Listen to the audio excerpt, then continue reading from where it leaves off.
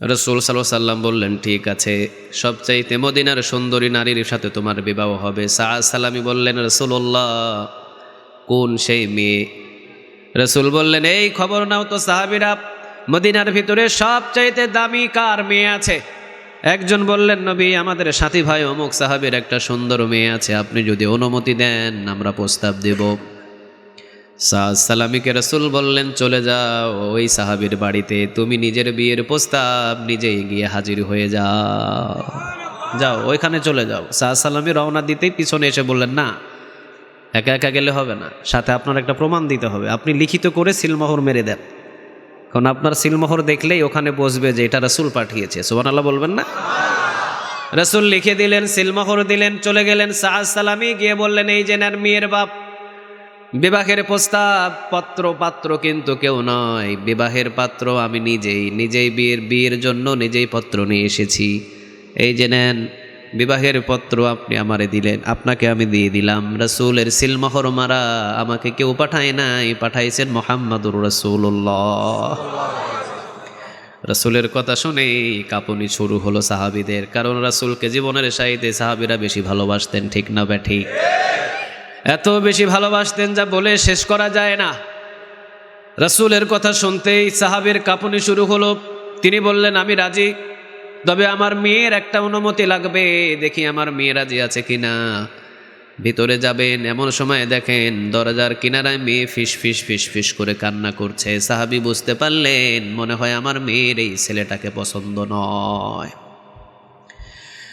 বসন্তের দাগ, একেবারে কালো কুচকুচে, দেখতেও সুন্দর নয়, ঘরও নাই, বাড়িও নাই, টাকাও নাই, পয়সাও নাই, কিছু নাই, কিন্তু আছে হলো ঈমান, ঠিক না ঠিক? ভালোবাসা বেশি আছে কার? আরো জোরে বলেন, কার? মনে হয় আমার মেয়ে রাজি নাই, ছেলেকে পছন্দ হয় নাই। চলে গেলেন, নিজের মেয়েকে জিজ্ঞাসা না করতে বললেন, শোনো বাবা, আমার মেয়ে রাজি নাই, এই জন্যই বিয়েতে আমি পিড়াপিড়ি করতে পারছি না, তোমার সাথে আমার মেয়েকে বিবাহ দিতে পারছি না। পত্রটার টেবিলের উপরেই রেখে দিয়ে চলে গেলেন সালামি। মেয়ে এইবার পাশের রুম থেকে দৌড় দিয়ে এসে বললেন, ইয়া রাসূলুল্লাহ, দৌড় দিয়ে এসে বললেন, বাবা, আমার রাসূলের পত্রটা কোথায়? মেয়ের বাবা বলছে, মা, এই যে এই জায়গায়। মেয়ে পত্রটা নিয়ে একবার মুখে লাগায়, আবার কপালে লাগায়, আবার বুকের ভিতরে লাগায়। মেয়ের বাবা বলছে, মা, তোমার হলোটা কি? মেয়ে বলছে, বাবা, মদিনার ভিতরে অসংখ্য মেয়ে আছে, কোনো মেয়ের জন্য আমার রাসূল সিলমোহর কোনো পত্র পাঠায় নাই, আমার জন্য যেই পত্র পাঠিয়েছে, আমি মেয়ে হয়ে আমার জন্ম সার্থক হয়েছে।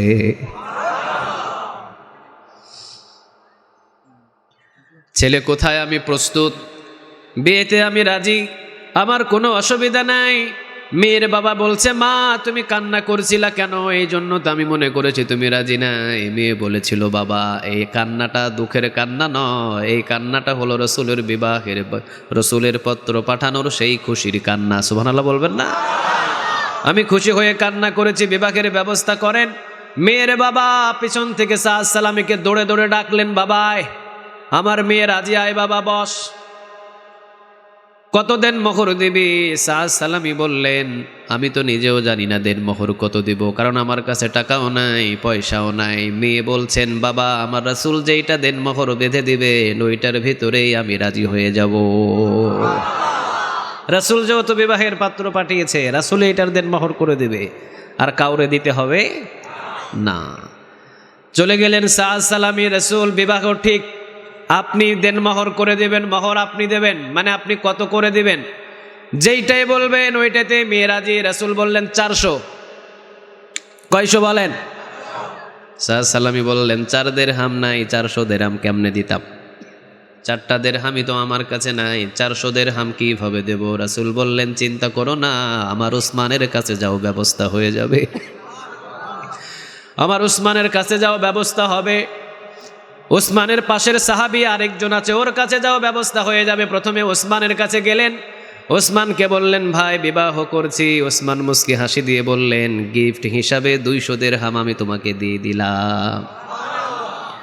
চলে যাচ্ছেন 200 দিরহাম নিয়ে। ওসমান পিছন থেকে ডাক দিয়ে বলছেন, আরে বিবাহ করবা, এই 200 দিরহাম তো তোমার মোহরই লাগে যাবে, মার্কেট করার জন্যে আরও কিছু দিরহাম তোমাকে হাদিয়া দিলাম। সুবহানাল্লাহ বলবেন না? রাসূল সাল্লাল্লাহু আলাইহি ওয়াসাল্লাম ওসমানের কাছে যেতে বললেন। ওসমানের কাছে গিয়ে 200 দিরহাম পেলেন, মার্কেটের জন্য আরও দিরহাম পেলেন।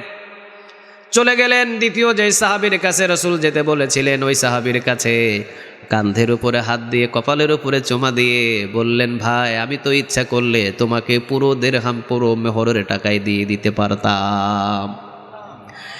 আমার ভাই ওসমান যখন তোমার সাথে শরিক হয়েছে, আমিও 200 দিরহাম দিলাম, যাও 200 দিরহাম নিয়ে যাও। 200 হয়েছে কয়শো? কিন্তু পকেটের ভিতরে মার্কেটের টাকা আছে না নাই?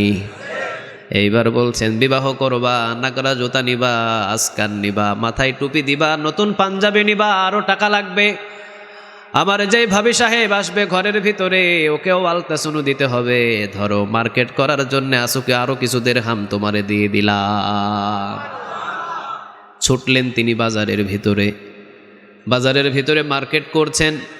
400 দিরহাম একটা পকেটের ভিতরে রেখে দিলেন, বাকি দিরহামগুলো নিয়ে তিনি মার্কেট করছেন। এমন সময় পিছন থেকে আওয়াজ আসলো, জিহাদ ফি সাবিলিল্লাহ, জিহাদ পৃথিবীর কারো জন্য নয়, জিহাদ একজনের জন্য। চিৎকার দিয়ে বলেন, তিনি কে? যুদ্ধ হয় কার জন্যে? আমরা জীবন দিব কার জন্যে? কুল ইন্না সলাতি ওয়া নুসুকি ওয়া মাহইয়ায়া ওয়া মামাতি লিল্লাহি রাব্বিল আলামিন। আমার নামাজ, আমার কুরবান, আমার জীবন, আমার মৃত্যু পৃথিবীর কারো জন্য নয়, একজনের জন্য। তিনি কে? সব আল্লাহর জন্য, পৃথিবীর কারো জন্য নয়। জিহাদ ফি সাবিলিল্লাহ আওয়াজ ভেসে আসলো সাআদ সালামীর কানের ভিতরে। সাআদ সালামী রাদিয়াল্লাহু তাআলা আনহু বললেন, ভাই মার্কেটগুলো এই জায়গায় রেখে দেন, আমি একটু দৌড় দিয়ে আসি। দৌড় দিয়ে মসজিদে নববীতে আসলেন। রাসূল বললেন, জান্নাতে যদি যেতে চাও জিহাদের ময়দানে ঝাঁপিয়ে পড়ো, জীবন দাও আর হাসতে হাসতে জান্নাতে চলে যাও। রাসূল বললেন, জান্নাতে যদি যেতে চাও জিহাদের ময়দানে যাও, জীবন দাও আর হাসতে হাসতে জান্নাতে চলে যাও। সাআদ সালামী বললেন, এত বড় সুযোগ তো আর জীবনে আমি কোনোদিন পাবো না, আমার জীবনের সব চাইতে বড় সুযোগ। সাআদ সালামী রাদিয়াল্লাহু তাআলা আনহু বললেন, আমি তো বিবাহ করছি শুধুমাত্র ঈমানটাকে পরিপূর্ণ করার জন্যে, আর কোনো উদ্দেশ্য নাই। আমি তো নারী পাগল নয়, আমি পাগল কার? আমি পাগল আল্লাহর, আমি তো নারী পাগল নয়। আমি শুধু বিবাহ করছি। রাসূল বলেছেন, বিবাহ করলে ঈমান পরিপূর্ণ হয়, এই জন্যই শুধু বিবাহ করেছি। কিন্তু বিবাহ করেও না করেও যদি জান্নাতে হাসতে হাসতে যাওয়া যায়, এত বড় সুযোগ আমি সাআদ সালামী কখনো মিস করতে পারবো? চলে গেলেন দৌড় দিয়ে।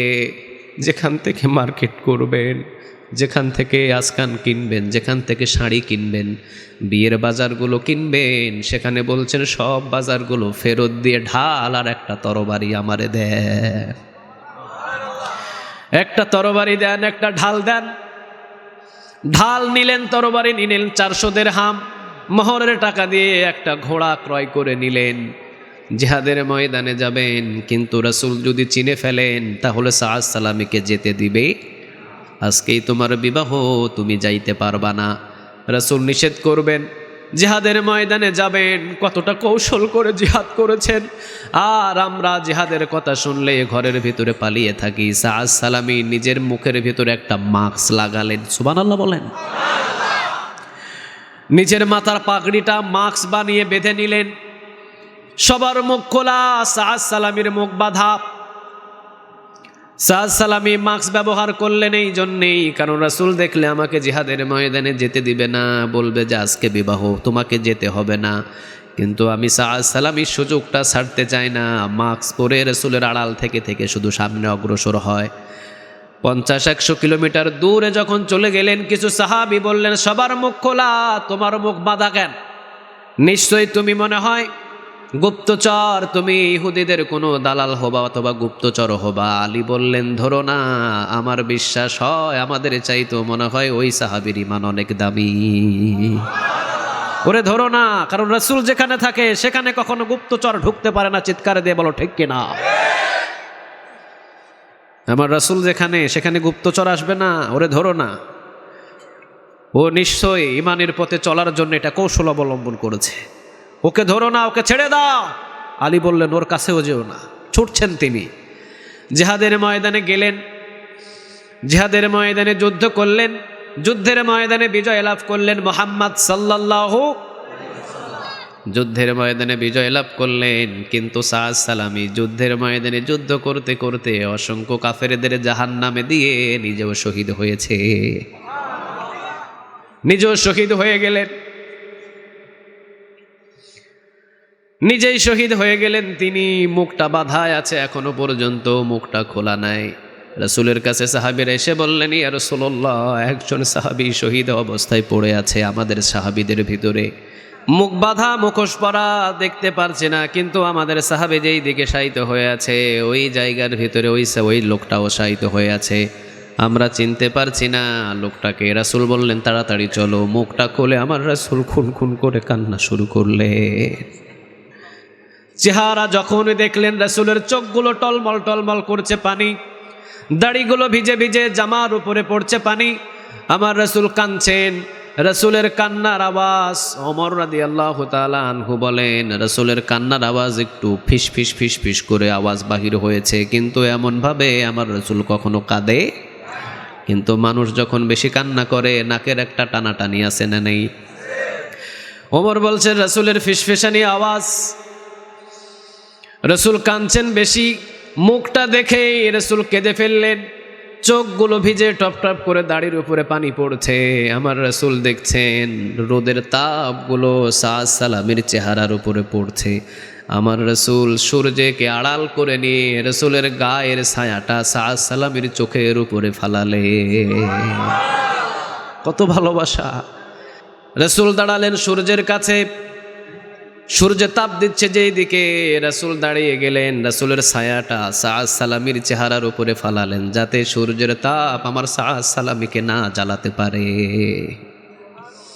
রাসূল কাঁদছেন, একটু পর কাঁদলেন, একটু পর আবার হাসলেন, একটু পর আবার চেহারা ফিরিয়ে নিলেন। অভিনয় করলেন কয়টা? সবাই বলেন, আর জুড়ে বলেন। 3টা অভিনয় হলো। প্রথম নাম্বার অভিনয় রাসূল বেশি কাঁদলেন, দ্বিতীয় নাম্বার অভিনয় রাসূল একটু হাসলেন, তৃতীয় নাম্বার রাসূল চোখটাকে ফিরিয়ে নিলেন। সাহাবীরা বললেন, ইয়া রাসূলুল্লাহ সাল্লাল্লাহু আলাইহি ওয়াসাল্লাম, একই অবস্থায় আপনি 3টা অভিনয় করলেন। প্রথম নাম্বার অভিনয় গো নবী, আপনি বেশি বেশি কাঁদলেন। দ্বিতীয় নাম্বার অভিনয় গো নবী, আপনি বেশি বেশি কাঁদার পরে আপনি এরপরে একটু হাসলেন, হাসার পরে আমরা দেখলাম এরপরে আপনি একটু চোখটাকে ফিরিয়ে নিলেন। 3টা অভিনয়ের কৌশলটা আপনি একটু বলেন, কি হিকমত খাটালেন বা কি করলেন এই জায়গায়? রাসূল বললেন, আমি কাঁদলাম বেশি। আজকে বিবাহ, নারীদের বিবাহের যতটুকু আনন্দ উল্লাস জিহাদের ময়দান কখনো সাদ সালামিকে দূরত্ব রাখতে পারে না।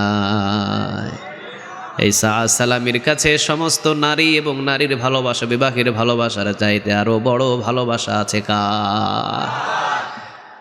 খুব কষ্ট পেয়েছি আজকে বিবাহ মদিনার সুন্দরী নারীর সাথে, অথচ সাদ সালামি বিবাহ ছেড়ে দিয়ে চলে এসেছে জিহাদের ময়দানে। আমি চিনতে পারবো বিধায় মুখের ভিতরে মুখোশ লাগানো আছে। বড় কষ্ট পেয়েছি আমি, এই জন্য বেশি কাঁদলাম। একটু পরে হাসি দিলাম এই জন্যেই, কারণ আমি দেখলাম সাদ সালামির কাছে 1টা 2টা নয়, অসংখ্য হুর সহ গেলমান সহ আসমান থেকে সবাই এখানে নেমে এসেছে। সবাই রিসিভ করার জন্য সবাই এসেছে, হুর থেকে গেলমান থেকে সব এসেছে এই জায়গায় রিসিভ করার জন্যে। যেহেতু দুনিয়ার নারীর কোনো পরোয়া করে নাই, জান্নাতের হুরদের ব্যবস্থা করে দিয়েছেন কে? জান্নাতের হুর গেলমান চলে এসেছে, এই জন্য আমি আনন্দে হেসে দিলাম। নবী চেহারাটা ঘোরায় নিলেন কেন? রাসূল বললেন, হুরগুলো এমন আদর আর এমন সোহাগ দেওয়া শুরু করেছে আমার সাদ সালামিকে। কেউ ডান হাত ধরে টানে, কেউ বাম হাত ধরে টানে, কেউ কোমর ধরে টানে, কেউ গলা ধরে টানে, কেউ গালের সাথে গাল লাগায়, কেউ ঠোঁটের সাথে ঠোঁট লাগায়। এমনভাবে আদর সোহাগ করা শুরু করেছে। আদর সোহাগ করতে করতে একটা হুরের গিরা থেকে একটু কাপড়টা সরে গিয়েছে হাঁটুর নিচে। আমি রাসূল লজ্জা পেয়েছি, এই জন্য নিজের চোখ নিজেই ফেরাইয়া নিলাম। বলেন, যারা কোরআনের জন্য, ইসলামের জন্য জীবন দেয় তাদের সম্মান দেন কে? একদিন মাটির ভিতরে হবে ঘর রে মন আমার, কেন বাঁধ দালান ঘর রে মন আমার, কেন বাঁধ দালান ঘর। একদিন মাটির ভিতরে হবে ঘর রে মন আমার, কেন বাঁধ দালান ঘর রে মন আমার, কেন বাঁধ দালান ঘর। প্রাণ পাখি উড়ে যাবে পিঞ্জর ছেড়ে, ধরা ধামে সবই রবে তুমি যাবে চলে। বন্ধু বান্ধব যত মাতা পিতা তারা শত, সকলে হবে তোমার পর রে মন আমার, কেন বাঁধ দালান ঘর রে মন আমার, কেন বাঁধ দালান ঘর। আওয়াজ দিয়ে বলেন ঠিক কিনা? সব থেকে যাবে, কিছু যাবে না সাথে। এইবার ওমর রাদিয়াল্লাহু তাআলা আনহু বলছে, বাবা এই ঘটনা ঠিক আছে, আগামীকালে তোরে নতুন জামা দেব, চিন্তা করিস না বাবা, আগামীকালকেই তোকে নতুন জামার ব্যবস্থা করে দেব। ওমর রাদিয়াল্লাহু তাআলা আনহু চাকরি করতেন, রাষ্ট্রীয় চাকরি, ঠিক না ঠিক? প্রধানমন্ত্রী ছিলেন ওমর, 12.5 লক্ষ বর্গ মাইলের প্রেসিডেন্ট। সুবহানাল্লাহ বলবেন না? ওমর বললেন, ঠিক আছে বাবা, আমি বেলালের কাছে চিঠি লিখি, বেলাল রাদিয়াল্লাহু তাআলা আনহু অর্থমন্ত্রীর ওই জায়গা থেকে আমাকে কিছু অর্থ দিয়ে দিবে, ওই অর্থ দিয়ে আমি তোর কাছে একটা জুব্বা সুন্দর দেখে বানিয়ে দিব, নতুন জামা পরে তুই আগামীকাল থেকে মাদ্রাসায় যাবি। পাঠিয়ে দিলেন একটা চিঠি ওমর, বেলালের কাছে পাঠালেন, বেলাল আপনি 1 মাসের বেতন আমার কাছে অগ্রিম পাঠিয়ে দেন, 1 মাসের বেতন পাঠালে ওই টাকা দিয়ে আমি আমার ছেলেকে একটা জামা বানাবো, আর কিছু সাংসারিক হয়তো খরচা হবে, আমি যে মাস গেলে বেতন পাই ওই বেতনটা আমাকে অগ্রিম পাঠিয়ে দেন। বেলাল বলছে, ওমর আপনি যদি 1 মাস জীবিত থাকবেন এইটার গ্যারান্টি দিয়ে কিনা সিগনেচার করে দিতে পারেন, আমি বেলাল আপনাকে 1 মাসের বেতন পাঠায়া দেব। ওমর কাঁদতে কাঁদতে বেলালকে জড়িয়ে ধরে বলছেন, বেলাল অন্ধ চোখ তুমি আমার খুলে দিয়েছ, এই ওমর 1 মাস কেন 1 সেকেন্ডের সিগনেচার দেওয়ার মতো ক্ষমতা না। এই জন্য ইযা জাআ আজালুহুম লা ইস্তাখিরুনা সাআতান, মৃত্যুর নির্ধারিত সময় যখন এসে যাবে আমাদেরকে কেউ ফিরাতে পারবে? আরো জোরে বলেন, পারবে? আমার একটা বন্ধুর বাবা কিছুদিন আগে দুনিয়া থেকে বিদায় হয়েছে। 2 বছর প্রতি বছর বাবার জন্য মাহফিল করে, শত শত মানুষ এসে ওই মাহফিলে আঞ্জাম দেয়। আলহামদুলিল্লাহ বলেন। টাকার অভাব নাই, বাড়ির অভাব নাই, কিন্তু বাবাকে ইবনে সিনাতে লক্ষ লক্ষ কোটি কোটি টাকা খরচ করে রেখেছে, কিন্তু যাওয়ার যখন সময় হয়েছে নিয়ে গেছেন কে? ছেলেরা চেষ্টা করতে কম করে না, সব সময় চেষ্টা করে, কিন্তু রাখার কোনো অনুমতি নাই, কারণ যেতেই হবে। হুকুমটা কার? চিৎকার দিয়ে বলেন, কার? এই জন্য আমরা এই জিনিসটা আজ থেকে বুঝবো, যতটুকু সময় আমরা পাই সময়টা কাজে লাগাবো ইনশাআল্লাহ। দুনিয়ার সময়টা কাজে লাগান। কত সময় আপনি ব্যয় করেছেন জানেন? প্রতিদিন একটা যুবক 50 থেকে 60 বার ফেসবুকে না ঢুকলে আর ঘুমই হয় না। প্রতিদিন 50 বার ঢুকতে হয়। একটা টিভি ঘরের ভিতরে প্রতিদিন 100 বার চালাতে হয়, 100টা চ্যানেল চেঞ্জ করে করে দেখতে হয়, কিন্তু 5 ওয়াক্ত নামাজ অনেক ঘরের ভিতরে হয় না। চিৎকার দিয়ে বলো ঠিক কিনা? এগুলো পরিবর্তন করতে হবে। সময়ের অনেক দাম আছে। এই জায়গায় আমরা বসেছি এমনি এমনি নয়, 1 ঘন্টা 2 ঘন্টা সময় ব্যয় করব, এমনি এমনি নয়। শুধু লিল্লাহে তাকবীর আল্লাহু আকবারের স্লোগান দিলেই হবে না, সাথে কিছু নিয়ে যাব আজকে আমরা ইনশাআল্লাহ। আজকে আমরা আলোচনা কোরআন থেকে করব। কোন কিতাব থেকে বলেন? কোরআন বাণীটা কার? কোরআন নামটা কেমন লাগে? কোরআনুল করিম নামটা কেমন লাগে? কোরআনুল হাকিম নামটা কেমন লাগে? ভালো লাগে? চিৎকার দিয়ে বলেন কিতাবটার নাম। সবাই বলেন। কোরআন শব্দটা বললেই তো আমল নামায় অন্তত 50টা নেক জমা হয়ে যাবে। আর রহমান আল্লামাল কোরআন শব্দটা কোরআনে আছে না নেই? প্রতি হরফে কয় নাকি? নামাজের বাহিরে পড়লে 10 নেকি, কিন্তু নামাজের ভিতরে যদি আপনি একটা হরফ পড়েন 100 করে নেক আপনার আমল নামা জমা হয়ে যাবে। এই জন্য এই কিতাবটা খুব দামি একটা কিতাব। এই কিতাব থেকে আমরা আলোচনা শুনবো ইনশাআল্লাহ। যেখানেই কোরআন থেকে কথা হয় ওখানেই মুমিনদের আনাগোনা বেশি না কম? ইন্নামাল মুমিনুনা আল্লাযীনা ইযা যুকিরাল্লাহু ওয়াজিলাত কুলুবুহুম ওয়া ইযা তুলিয়াত আলাইহিম আয়াতুহু যাদাতুহুম ঈমানা ওয়া আলা রাব্বিহিম ইয়াতাওয়াক্কালুন। আল্লাহ বলছেন যেখানে আমার জিকির হয় মুমিন পৃথিবীর কোনো জায়গায় বসে থাকতে পারবে। এই জায়গায় জিকির পৃথিবীর কারো হয় না, এই জায়গায় জিকির হয় কার? এই জায়গায় আমরা বসেছি আল্লাহর কিতাব থেকে কথা শোনার জন্যই, ঠিক না বে ঠিক? নামাজ পড়াও জিকির, কোরআন তেলাওয়াত করাও জিকির। আবার আপনি বসে বসে যখন জিকির করবেন সুবহানাল্লাহ আলহামদুলিল্লাহ লা ইলাহা সুবহানাল্লাহ আলহামদুলিল্লাহ লা ইলাহা লা ইলাহা ইল্লাল্লাহু মুহাম্মাদুর রাসূলুল্লাহ সাল্লাল্লাহু। সব রকমের জিকির। আবার আপনি কাউকে দান করছেন ওইটাও জিকির, ঠিক না ভাই ঠিক? আপনি মায়ের খেদমত করছেন ওইটাও জিকির। মানে আল্লাহর হুকুম সবগুলো জিকির। সুবহানাল্লাহ বলেন। এই জায়গায় কোরআন থেকে তেলাওয়াত হবে, কোরআন থেকে আলোচনা হবে। এই জায়গার খবর যদি আশেপাশের যারা মুমিন তারা শোনে, সে কখনো ঘরে থাকতে পারে? যে নিজেকে মুমিন দাবি করে সে ঘরে থাকতে পারবে? এই জন্য আল্লাহ নিজে বলছেন ইন্নামাল মুমিনুনা আল্লাযীনা ইযা যুকিরাল্লাহু ওয়াজিলাত কুলুবুহুম। যারাই মুমিন আমার জিকিরের স্থানগুলো যদি তাদের চোখের সামনে পড়ে সব কাজগুলো ফেলে রেখে জিকিরে এসে বসে যাবে। আর আল্লাহর জিকির করলে কলব ঠান্ডা হয় না, কি হয় বলেন? আল্লাহর জিকির করলে কলবের ভিতরে কাঁপুনি আসে না নেই? আর জোরে বলেন আছে না নেই? এই জায়গার ভিতরে ইচ্ছা করে কেউ দাঁড়িয়ে একটা সিগারেট টানতে পারবে? পারবে না, কারণ ভয় আছে কার? আর জোরে বলেন। এখানে তো অনেক মানুষ আছে স্মোকিং করে, অনেকে টানাটানি করে, আছে এখানে? নাই নাই? আচ্ছা এখানে বলেন, আমি অনুমতি দিলাম ভাই আপনি দাঁড়ায় একটা সিগারেট খান, এখানে কে পারবেন? পারবেন? ভাই একজন দাঁড়ান একটা সিগারেটে টান দেন, আমি অনুমতি দিলাম, পারবেন? পারবেন না, কারণ এই জায়গায় ভয় আছে কার? কার ভয় আছে? কারণ এই জায়গায় জিকির হয় কার? মসজিদের ভিতরে জিকির হয় কার? আপনি দেখবেন হাজার পাপী মানুষ যখন মসজিদে ঢোকে তখন সোজা হয়ে যায়, ঠিক না ভাই ঠিক?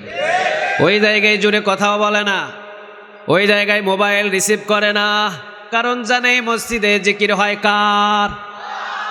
এই জন্য যারাই মুমিন যেখানেই জিকিরে বসে যায়, মুমিন কখনো পৃথিবীর খারাপ কাজ আর লিপ্ত হয় না, মুমিন সেখানেই বসে জিকির করে লা ইলাহা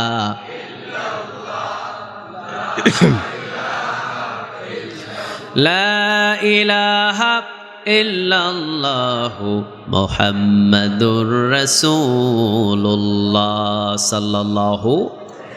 আল্লাহ বলছেন ওয়াইদা তুলিয়াত আলাইহিম আয়াতুহু, যখন আয়াত তেলাওয়াত করা হয় যাদাতুহুম ঈমানা, ঈমান বাড়িয়ে দেন কে? এখানে আমরা যারা বসেছি আমাদের ঈমান বাড়াবেন কে? দেখবেন যারা বেশি বেশি মসজিদে বেশি বেশি যাওয়া আসা করে তাদের ঈমান বেশি না কম?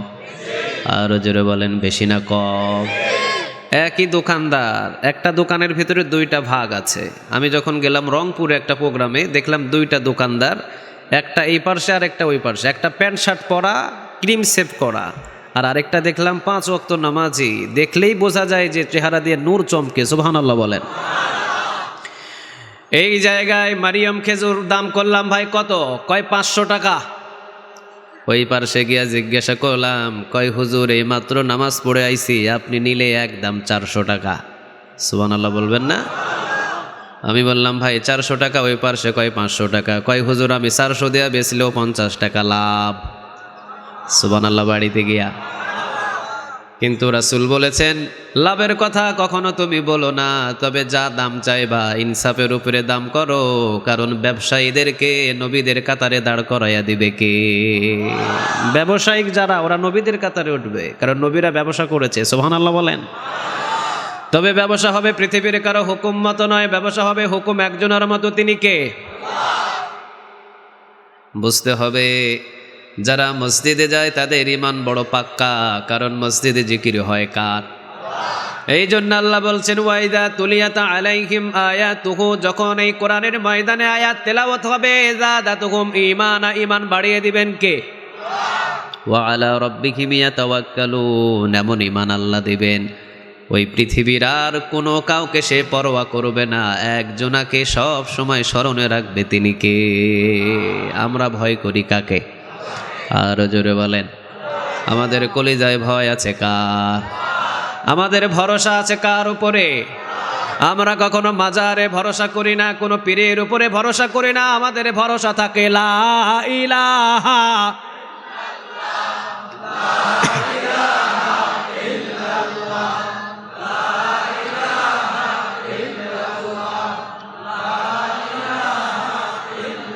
লা ইলাহা ইল্লাল্লাহু মুহাম্মাদুর রাসূলুল্লাহ সাল্লাল্লাহু।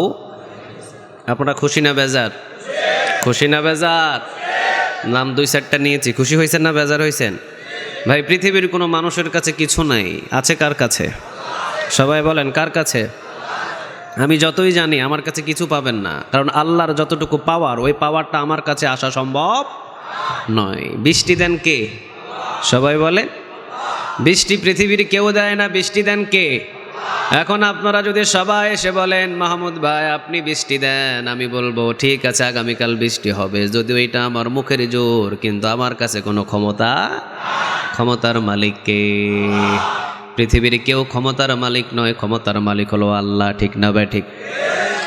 এই জন্য যখনই কোরআনের ময়দানে বসবেন, যখনই কোরআন থেকে কথা শুনবেন, যখনই কোরআনের ময়দানে দীর্ঘ সময়ের ভিতরে বসে থাকবেন, আমাদের ঈমানটা বাড়াবেন কে? যাদাতুহুম ঈমানা, ঈমান বাড়তে থাকবে, বাড়তে বাড়তে এমন পর্যায়ে, আমাদের এখন এই পর্যায়ে ঈমান বাড়বে। ওয়া আলা রাব্বিহিম ইয়াতাওয়াক্কালুন, আল্লাহকে ছাড়া পৃথিবীর আর কারো উপরে ভরসা করব? আমার ছেলে মারা গিয়েছে, ভরসা করব কার উপরে? আমার ছেলে নাই, ভরসা কার? আমার মেয়ে নাই, ভরসা কার? আমি অসুস্থ, ভরসা কার? আমার ছেলে বিদেশে যেতে পারে না, ভরসা কার? এই জন্য যারাই মুমিন তারা ভরসা পৃথিবীর কারো করে না, ভরসা করে কার? এই জন্য কোরআন থেকে যেখানেই আলোচনা হয় সেখানে বসলে ঈমান বাড়ে না কমে? আরো জোরে বলেন, বাড়ে না কমে? আমরা এখানে বসবো একজনকে খুশি করার জন্য, তিনি কে? নাকি খাবারের জন্য বসতেন? খাবারের আয়োজন হয়েছে নাকি? হ্যাঁ, সভাপতি সাহেব কই? হয় নাই? হায় হায়, একটু বিরিয়ানির প্যাকেট করতেন, দিয়ে দিতেন, 2-4টা গরু জবাই করে দিতেন। পীরগঞ্জ একটা জায়গায় মাহফিলে গিয়েছিলাম, ওখানে শুনেছিলাম আমার ওস্তাদের কাছ থেকে, এক এলাকায় এক বল্টু মিয়া ছিল, উনি বলেছিল, এই সভাপতি বিরিয়ানির আয়োজন করো, বিরিয়ানির আয়োজন না করলে মাহফিলে মানুষ জমবে। সভাপতি বিরিয়ানির আয়োজন করেছে, কালেকশনের মাহফিল, বিরিয়ানির আয়োজন করে অসংখ্য মানুষ জমাবে এই আশায় বিরিয়ানির আয়োজন করেছে, কিন্তু আগেই অ্যানাউন্সমেন্ট দিয়ে দিয়েছে বিরিয়ানি দেওয়া হবে 12টায়। কয়টায়? 12টায় দেওয়া হবে। তো এখন আর কেউ নাই, লোকজন মাঠে, কোনো মানুষ নাই। কিরে, গরু জবাই করে বিরিয়ানি করলাম, মানুষ নাই কেন? অ্যানাউন্সমেন্ট দিয়েছে কয়টায় হবে, বিরিয়ানি দিবে কয়টায়, আসবে হয়তো 11:30টায়। ভুল করছে ওইটাই। প্রধান বক্তা উঠছে 10টায়, উঠা দেখে একটাও মানুষ নাই, কয়েকজন মাত্র মানুষ। আর বল্টু মিয়া কয় 12টায় দিবে বিরিয়ানি, এখন মাহফিলে যায় বৈশা লাভ কি? নাকের ডোকায় কম্বলটা উঠাইয়া দিয়া নাক ডাকায় ঘুম পাড়ে। প্রধান মেহমান ছিল খুব চালাক, ও উঠাই বলছে, সভাপতি সাহেব বিরিয়ানি ডান দিক দিকে দেওয়া শুরু করেন। রাতের বাজে 10টা, কয় বিরিয়ানি ডান দিক থেকে দেওয়া শুরু করেন। সভাপতি কয় দিতাম 12টায়, কয় মানুষ বড় চালাক এলাকার, আমি বুঝতে পারছি, আপনি এখনই বিরিয়ানি দেওয়া শুরু করেন। বল্টু মিয়া সর্বনাশ, বিরিয়ানি দিবে 12টায়, বিরিয়ানি দেয় 10টায়। লাভ দিয়া উঠা মারছে এক দৌড়, দরজা লাগানো ছিল খবরও নাই, দরজার সাথে লাইগা থুতা মুতা সব ফাটায় ফেলছে। তাড়াতাড়ি ছেলেরে কয় তাড়াতাড়ি বালতি ল, কারণ প্যাকেট একটা হবে না, প্যাকেট নিবে অন্তত কয়টা, 2, 4, 10টা। কারণ যারা বিরিয়ানির পাগল ওরা একটা প্যাকেটে হয় না, এই লাইন দিয়ে নিয়ে আরেক লাইনে বসে থাকে, ওই লাইনে দিয়ে আরেক লাইনে বসে থাকে, গরম বিরিয়ানি লুঙ্গির ভিতরে ঢুকায় রাখে, ওই দিকে জ্বলে যায় কিন্তু এই দিকে আর খবরও নাই। এমনও ইতিহাস আছে। আমরা খাবার পাগল নই, আমরা খাবার পাগল কার? বল্টু মিয়া ছেলেরে কয় তাড়াতাড়ি বালতি ল। আজকের বক্তা বড় চালাক বক্তা, 10টার দিকে বিরিয়ানি দেওয়া শুরু করছে, ছেলেরে নিয়ে বালতি নিয়ে মারছে দৌড়, সামনে ছিল খেজুর গাছ, খেজুর গাছের সাথে প্যাঁচ ট্যাচ লাইগা পইড়া পিছনে হাত দিয়া দেখে লুঙ্গি নাই। এই যে বিরিয়ানির পাগল, আমরা বিরিয়ানির পাগল নয়, আমরা পাগল কার? আরো জোরে বলেন কার? 1 সপ্তাহ পর্যন্ত সাহাবীরা খাবার খায় নাই, কাকে ভুলে নাই? রোজা রেখে জিহাদের ময়দানে যুদ্ধ করে ইসলামটাকে টিকিয়ে রেখে আজ পর্যন্ত ইসলামটাকে টিকিয়ে রেখেছে। চিৎকার দিয়ে বলো ঠিক কিনা? রাসূলের খাবার ছিল না পেটে, কিন্তু ভালোবাসা বেশি ছিল কার? আমাদের খাবার আছে পেটে, ভালোবাসা নাই কার? আল্লাহর। এই জন্য আমরা খাবারের পাগল নই, আমরা পাগল হব কার? আল্লাহ। যার জন্য কোরআনের ময়দানে আমরা বসি পৃথিবীর কাউকে খুশি করার জন্য নয়, কোরআনের ময়দানে আমাদের বসা হয় শুধুমাত্র একজনকে খুশি করার জন্য। চিৎকার দিয়ে বলেন তিনি কে? তাহলে একটা কিতাব থেকে কথা হবে, কিতাবটার নাম আরো জোরে বলেন। এই কোরআনটা এমন একটা কিতাব পৃথিবীর কেউ নাই, দায়িত্ব আল্লাহ রাব্বুল আলামিন বলেন, ও নবী এত পেরেশান কেন আপনি বলেন? রাসূল বলছেন কোরআন আপনি আমার উপরে নাজিল করেন, এই কোরআনটা যদি আমি ভুলে যাই তাহলে আমার উম্মতগুলো এই কোরআন থেকে অনেকটা হারিয়ে ফেলবে। মানে আমার উম্মত যদি আমি ভুলে যাই এই কোরআন, তাহলে আমার উম্মত এটা থেকে বঞ্চিত হবে। আল্লাহ রাব্বুল আলামিন বলছেন লা তুহাররিক বিহি লিসানাকা লিতাআজালা বিহি ইন্না আলাইনা জামাআহু ওয়া কুরআনাহু ফাইযা করানাহু ফাত্তাবি' কুরআনাহু। ও নবী এত পেরেশান হন কেন? আপনি শুধু জিবরিলের সাথে একবার মুখটা নাড়ানাড়ি করবেন, আপনার কলবে আমি কোরআন ঢুকিয়ে দেব। সুবহানাল্লাহ। বাড়িতে গিয়ে বললেন। আলোচনা শুনতে কি কঠিন লাগছে? কোরআনের কি সম্মান, এইটা একটু বলেই আমরা আলোচনা শুরু করব ইনশাআল্লাহ। তাহলে কোরআনটা রাসূল পড়ার জন্য পেরেশান হয়েছেন, আল্লাহ বলছেন পেরেশান হয়েন না, শুধুমাত্র জবান দিয়ে মুখটা জিবরিলের সাথে নাড়ান, কলবের ভিতরে কোরআন ঢোকায়া দিবে কে? আবার আল্লাহ বলছেন নবী আবু জেহেল, আবু লাহাব, উতবা, সাইবা, মুগিরা, পৃথিবীর যতগুলো নাস্তিক আছে এই কোরআনের যদি বিরোধিতা করে, কোরআনের 4 আনা কোনো ক্ষতি করতে পারবে না। কোরআন হেফাজতের দায়িত্ব নিয়েছেন কে? ইন্না নাহনু নাযালনা যিকরা ওয়া ইন্না লাহু লাহাফিজুন। কার কথা? আরো জোরে বলেন। যদি আগুন লেগে ধ্বংস হয়ে যায়, ধ্বংস হয়ে যায়, যদি আগুন লেগে যাই পুড়ে যায়, আগুন লেগে যাই পুড়ে যায়, পৃথিবীর সব বইয়ের দোকান বিশ্ব থেকে হারাবে না পবিত্র কোরআন, বিশ্ব থেকে হারাবে না পবিত্র কোরআন। আওয়াজ দিয়ে বলো ঠিক কিনা? সব হারিয়ে যাবে কিন্তু কোরআনকে হারানো সম্ভব? আমাদের পৃথিবী থেকে যদি সব মুসলমানকে শেষ করে দেওয়া হয়, কোরআনটাকে হারানো সম্ভব? এই জন্য আল্লাহ নিজেই বললেন ইউরিদুনা, পড়েন ইউরিদুনা লিইউতফিউ নূরাল্লাহি বিআফওয়াহিহিম ওয়াল্লাহু মুতিম্মু নূরিহি ওয়ালাউ কারিহাল কাফিরুন। কার কথা? আর জোরে বলেন কার? প্রতিটা আয়াত তেলাওয়াত করছি, আপনারা যদি মুখ নাড়ান অথবা যদি নাও পড়েন, প্রতিটা আয়াতের প্রতিটা হরফে হরফে আপনাদের আমল নামায়ও 10টা করে নেক জমা করে দিবে কে? আম্মা জানা আয়েশা রাদিয়াল্লাহু তাআলা আনহা তিনি বলেন যে কোরআন তেলাওয়াত করে সে যতগুলো নেক পেল, যে পাশে বসে থেকে শুনলো তাকেও সেই পরিমাণ নেক আমল নামাই জমা করে দিবে কে? আয়াত পড়লে লাভ আছে না নেই? আর জোরে বলেন আছে না নাই? ইউরিদুনা লিইউতফিউ নূরাল্লাহি বিআফওয়াহিহিম ওয়াল্লাহু মুতিম্মু নূরিহি ওয়ালাউ কারিহাল কাফিরুন। ও নবী, কাফিরগুলো চায় ফু দিয়ে কোরআনের আলো নিভিয়ে দিবে, পারবে না। কিয়ামত পর্যন্ত ফুয়াবে, এরপরও দিন দিন কোরআনের আলো ফোকাস করবে কে? গ্রামের মানুষ আব্দুর রহিম নিজের ছেলেকে ঢাকা শহর লেখাপড়া করিয়েছে, এখন চাকরি পেয়েছে, 10তলা ফ্ল্যাটে থাকে। আব্দুল করিম রে বলছে, বাবা 10তলা ফ্ল্যাটে আমি এখন থাকি, আপনি আসেন ঢাকা শহরে ঘুরে যান। গ্রামের মানুষ আব্দুর রহিম চলে গিয়েছে ঢাকা শহরে, 10তলার উপরে উঠছে, ও কিছুই বোঝে না 10তলা কেমনে থাকতে হয়, কেমনে ঘুমাতে হয়।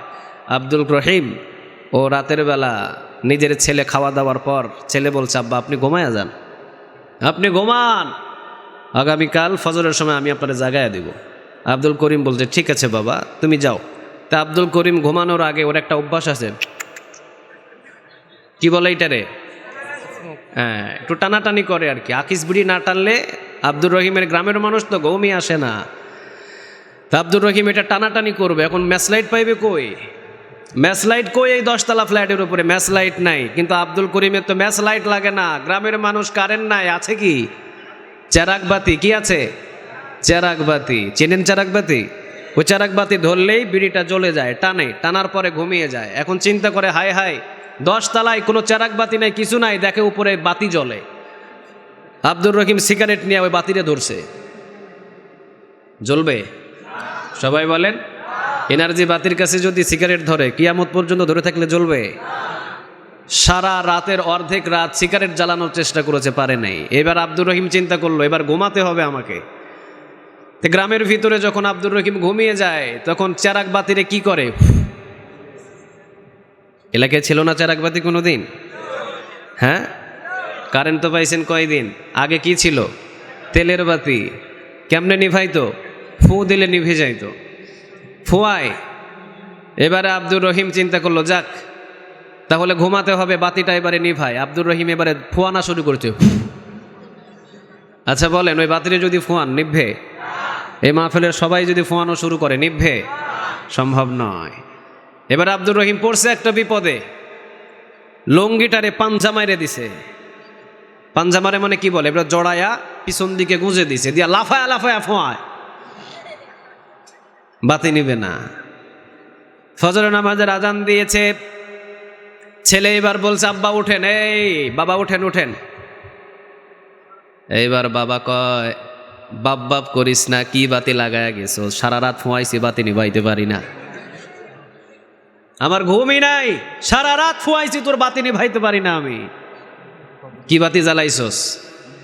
এইবার ছেলে ঢুকে কয়, বাবা এই বাতি তো ফোয়ায়া নিভানো যাবে না।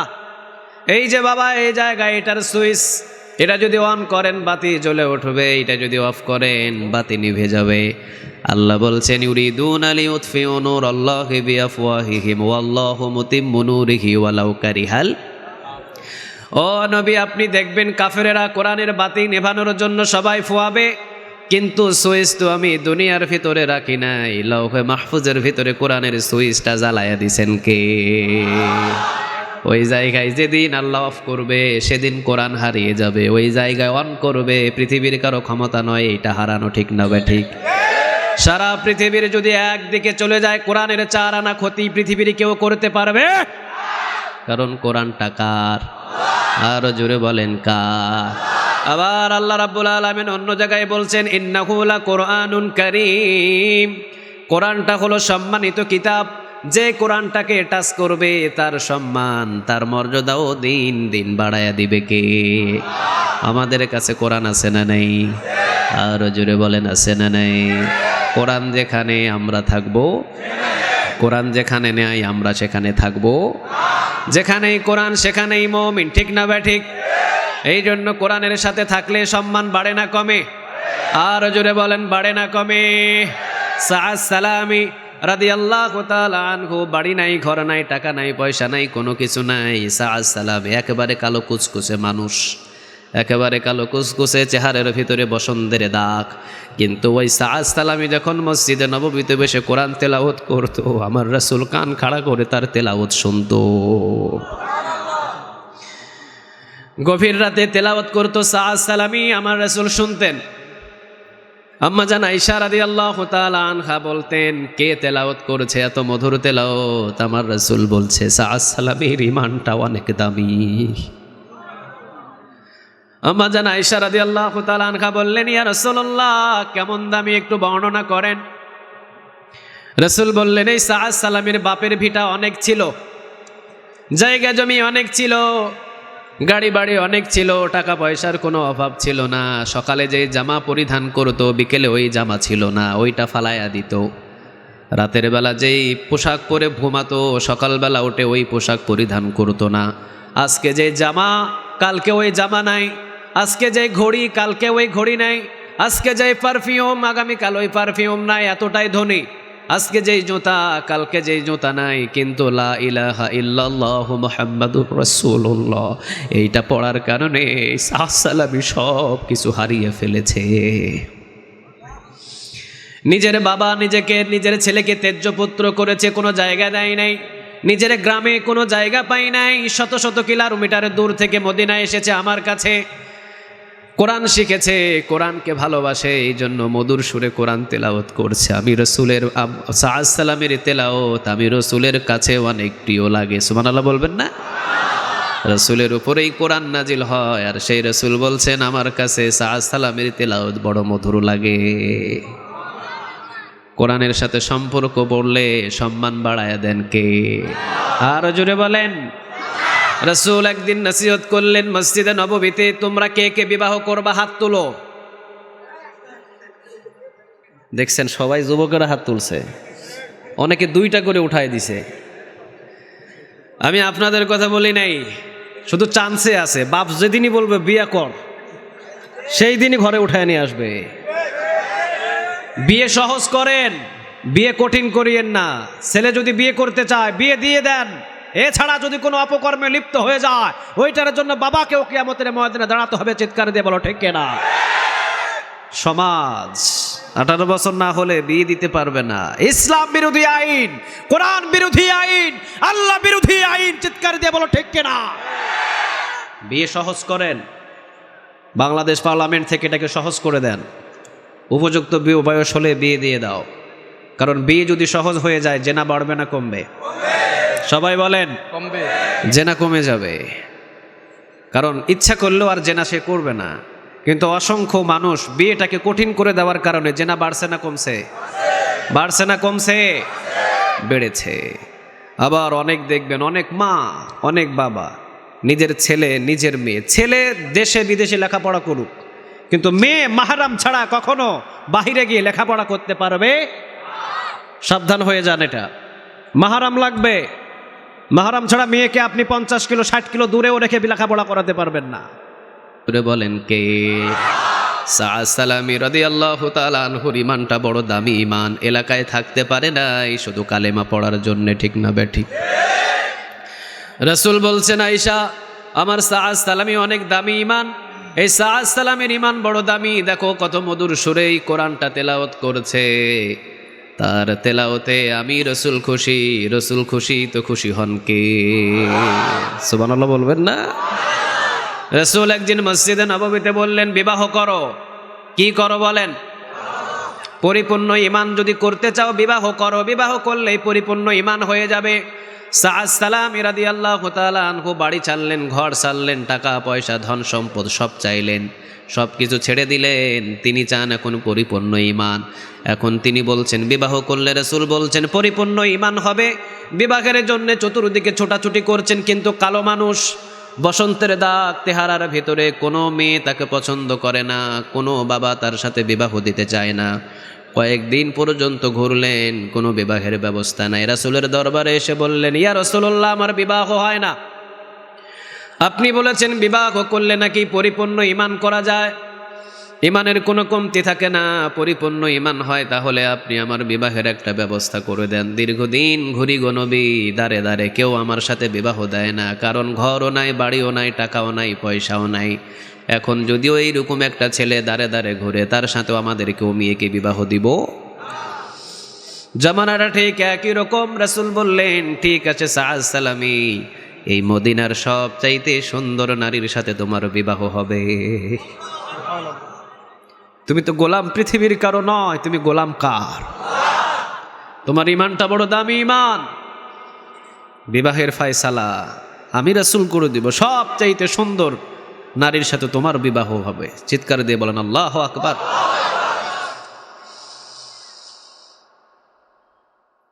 রাসূল সাল্লাল্লাহু আলাইহি সাল্লাম বললেন, ঠিক আছে, সবচাইতে মদিনার সুন্দরী নারীর সাথে তোমার বিবাহ হবে। সাআদ সালামি বললেন, রাসূলুল্লাহ কোন সেই মেয়ে?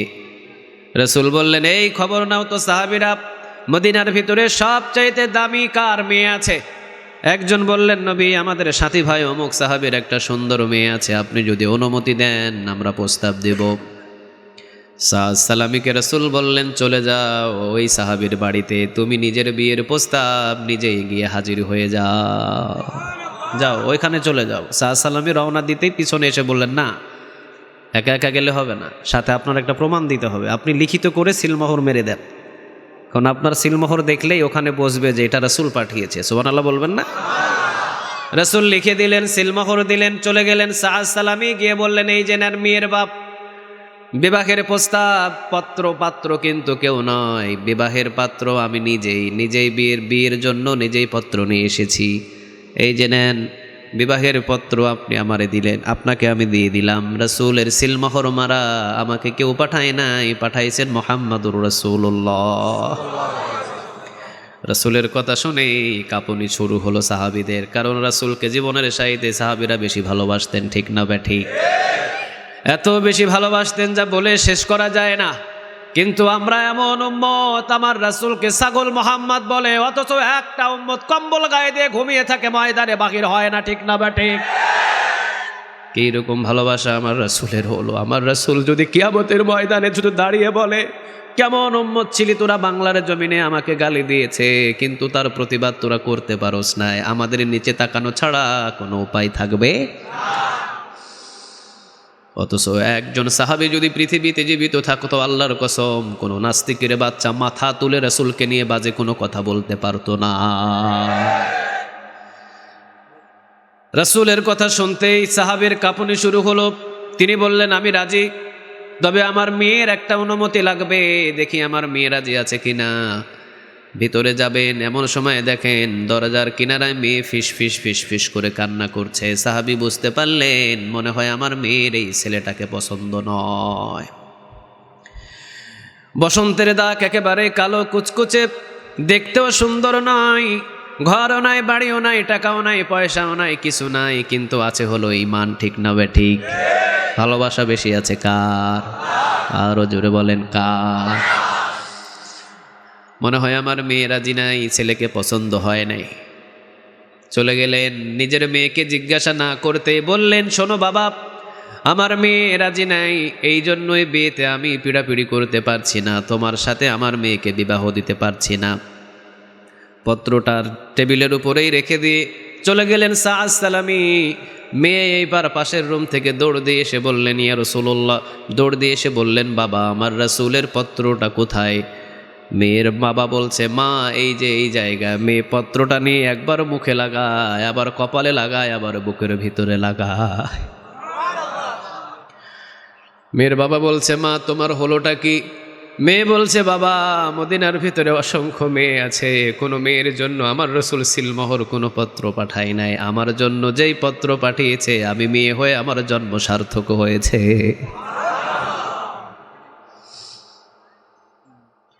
ছেলে কোথায়? আমি প্রস্তুত, বিয়েতে আমি রাজি, আমার কোনো অসুবিধা নাই। মেয়ের বাবা বলছে, মা তুমি কান্না করছিলা কেন? এই জন্য তো আমি মনে করেছি তুমি রাজি নাই। মেয়ে বলেছিল, বাবা এই কান্নাটা দুঃখের কান্না নয়, এই কান্নাটা হলো রাসূলের বিবাহের, রাসূলের পত্র পাঠানোর সেই খুশির কান্না। সুবহানাল্লাহ বলবেন না? আমি খুশি হয়ে কান্না করেছি, বিবাহের ব্যবস্থা করেন। মেয়ের বাবা পিছন থেকে সাআদ সালামিকে দৌড়ে দৌড়ে ডাকলেন, বাবাই আমার মেয়ে রাজি, আয় বাবা বস। কত দেন মোহর দিবি? সাআদ সালামি বললেন, আমি তো নিজেও জানি না দেন মোহর কত দিব, কারণ আমার কাছে টাকাও নাই, পয়সাও নাই। মেয়ে বলছেন, বাবা আমার রাসূল যেইটা দেন মোহর বেঁধে দিবেন, ওইটার ভিতরেই আমি রাজি হয়ে যাব। রাসূল যেহেতু বিবাহের পাত্র পাঠিয়েছে, রাসূল এইটার দেন মোহর করে দেবে, আর কাউরে দিতে হবে না। চলে গেলেন সাদ সালামি। রাসূল বিবাহ ঠিক, আপনি দেন মোহর করে দেবেন, মোহর আপনি দেবেন, মানে আপনি কত করে দিবেন, যেইটাই বলবেন ওইটাতে মেয়ে রাজি। রাসূল বললেন 400। কয়শো বলেন? সাদ সালামি বললেন 4 দিরহাম নাই, 400 দিরহাম কেমনে দিতাম? 4টা দিরহামই তো আমার কাছে নাই, 400 দিরহাম কিভাবে দেব? রাসূল বললেন চিন্তা করো না, আমার উসমানের কাছে যাও, ব্যবস্থা হয়ে যাবে। আমার উসমানের কাছে যাও, ব্যবস্থা হবে। উসমানের পাশের সাহাবী আরেকজন আছে, ওর কাছে যাও, ব্যবস্থা হয়ে যাবে। প্রথমে ওসমানের কাছে গেলেন, ওসমানকে বললেন ভাই বিবাহ করছি। ওসমান মুস্কি হাসি দিয়ে বললেন গিফট হিসাবে 200 দিরহাম আমি তোমাকে দিয়ে দিলাম। চলে যাচ্ছেন 200 দিরহাম নিয়ে। ওসমান পিছন থেকে ডাক দিয়ে বলছেন আরে বিবাহ করবা, এই 200 দিরহাম তো তোমার মোহরই লাগে যাবে, মার্কেট করার জন্যে আরও কিছু দিরহাম তোমাকে হাদিয়া দিলাম। সুবহানাল্লাহ বলবেন না? অথচ আমাদের সমাজের ভিতরে অসংখ্য মেয়েরা যুবতী হয়ে পড়ে আছে, ভালো একটা পাত্র নাই, টাকাও নাই, পয়সাও নাই, বিয়ে হয় না। এই সমাজের যত মোড়ল, এই সমাজের যত ধনশীল, এই সমাজের যত টাকাওয়ালা, সব চাইতে একটা বড় নেক কাজ করবেন, এলাকার ভিতরে টাকা দিয়ে, পয়সা দিয়ে ছেলে মেয়ে, অথবা যেই ছেলে মেয়ে গরিব আছে ওদের বিবাহের ব্যবস্থা করে দেবেন, আরশ থেকে খুশি হয়ে যাবে কে? অনেক বড় নেকের কাজ, এটা করবেন। রাজি আছেন তো? এলাকার যুবকেরা, যে মেয়েদের বিবাহ হচ্ছে না, ব্যবস্থা করে বিবাহ দিয়ে দিবেন, টাকা খরচ করে বিবাহ দিয়ে দিবেন, এলাকার ভিতরে বরকত দিবে কে? অসংখ্য নিয়ামত আসবে এলাকায়। রাসূল সাল্লাল্লাহু আলাইহি ওয়াসাল্লাম ওসমানের কাছে যেতে বললেন। ওসমানের কাছে গিয়ে 200 দিরহাম পেলেন, মার্কেটের জন্য আরো দিরহাম পেলেন। চলে গেলেন দ্বিতীয় যে সাহাবীর কাছে রাসূল যেতে বলেছিলেন, ওই সাহাবীর কাছে কাঁধের উপরে হাত দিয়ে, কপালের উপরে চুমা দিয়ে বললেন ভাই আমি তো ইচ্ছা করলে তোমাকে পুরো দিরহাম, পুরো মেহরের টাকায় দিয়ে দিতে পারতাম। আমার ভাই ওসমান যখন তোমার সাথে শরীক হয়েছে, আমিও 200 দিরহাম দিলাম, যাও 200 দিরহাম নিয়ে যাও। 200 হয়েছে কয়শো? কিন্তু পকেটের ভিতরে মার্কেটের টাকা আছে না নাই? এইবার বলছেন বিবাহ করবা, নাকরা জুতা নিবা, আসকান নিবা, মাথায় টুপি দিবা, নতুন পাঞ্জাবি নিবা, আরো টাকা লাগবে। আমার যেই ভাবি সাহেব আসবে ঘরের ভিতরে, ওকেও আলতাসুনু দিতে হবে। ধরো মার্কেট করার জন্য আসুকে আরো কিছু দিরহাম তোমারে দিয়ে দিলাম। ছুটলেন তিনি বাজারের ভিতরে। বাজারের ভিতরে মার্কেট করছেন। 400 দিরহাম একটা পকেটের ভিতরে রেখে দিলেন, বাকি দিরহামগুলো নিয়ে তিনি মার্কেট করছেন। এমন সময় পিছন থেকে আওয়াজ আসলো জিহাদ ফি সাবিলিল্লাহ। জিহাদ পৃথিবীর কারো জন্য নয়, জিহাদ একজনের জন্য। চিৎকার দিয়ে বলেন তিনি কে? যুদ্ধ হয় কার জন্যে? আমরা জীবন দিব কার জন্যে? কুল ইন্না সলাতি ওয়া নুসুকি ওয়া মাহইয়ায়া ওয়া মামাতি লিল্লাহি রাব্বিল আলামিন। আমার নামাজ, আমার কুরবান, আমার জীবন, আমার মৃত্যু পৃথিবীর কারো জন্য নয়, একজনের জন্য। তিনি কে? সব আল্লাহর জন্য, পৃথিবীর কারো জন্য নয়। জিহাদ ফি সাবিলিল্লাহ আওয়াজ ভেসে আসলো সাদ সালামির কানের ভিতরে। সাদ সালামি রাদিয়াল্লাহু তাআলা আনহু বললেন ভাই মার্কেটগুলো এই জায়গায় রেখে দেন, আমি একটু দৌড় দিয়ে আসি। দৌড় দিয়ে মসজিদে নববীতে আসলেন। রাসূল বললেন জান্নাতে যদি যেতে চাও জিহাদের ময়দানে ঝাঁপিয়ে পড়ো, জীবন দাও আর হাসতে হাসতে জান্নাতে চলে যাও।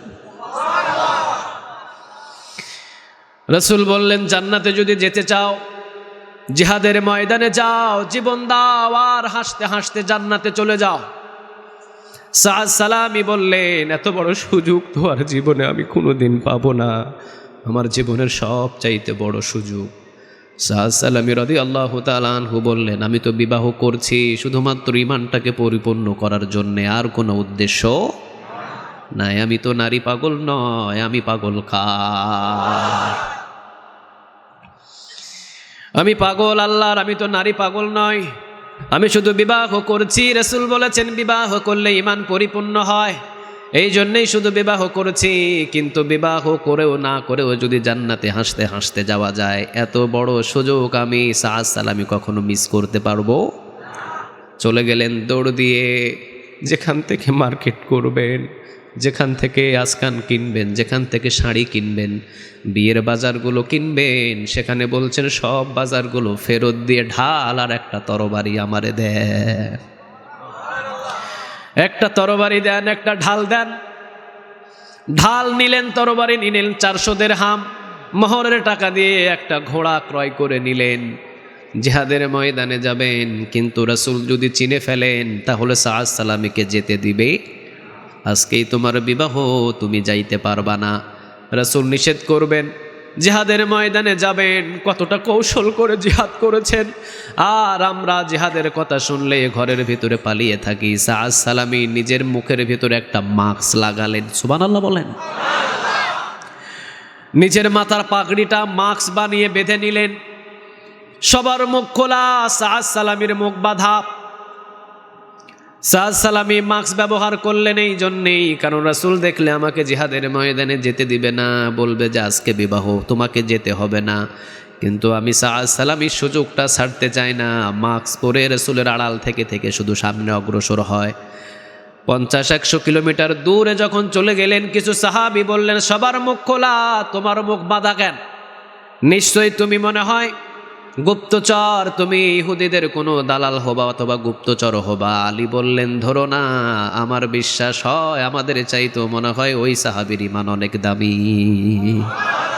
ওরে ধরো না, কারণ রাসূল যেখানে থাকে সেখানে কখনো গুপ্তচর ঢুকতে পারে না। চিৎকার দিয়ে বলো ঠিক কিনা? আমার রাসূল যেখানে সেখানে গুপ্তচর আসবে না। ওরে ধরো না, ও নিশ্চয়ই ঈমানের পথে চলার জন্য এটা কৌশল অবলম্বন করেছে। ওকে ধরো না, ওকে ছেড়ে দাও। আলী বললেন, ওর কাছেও যেও না। ছুটছেন তিনি। জিহাদের ময়দানে গেলেন, জিহাদের ময়দানে যুদ্ধ করলেন, যুদ্ধের ময়দানে বিজয় লাভ করলেন। মুহাম্মদ সাল্লাল্লাহু যুদ্ধের ময়দানে বিজয় লাভ করলেন, কিন্তু সাআদ সালামী যুদ্ধের ময়দানে যুদ্ধ করতে করতে অসংখ্য কাফেরদের জাহান্নামে দিয়ে নিজেও শহীদ হয়েছে। নিজেও শহীদ হয়ে গেলেন, নিজেই শহীদ হয়ে গেলেন তিনি। মুখটা বাঁধায় আছে, এখনো পর্যন্ত মুখটা খোলা নাই। রাসূলের কাছে সাহাবীরা এসে বললেন, ইয়া রাসূলুল্লাহ, একজন সাহাবী শহীদ অবস্থায় পড়ে আছে আমাদের সাহাবীদের ভিতরে।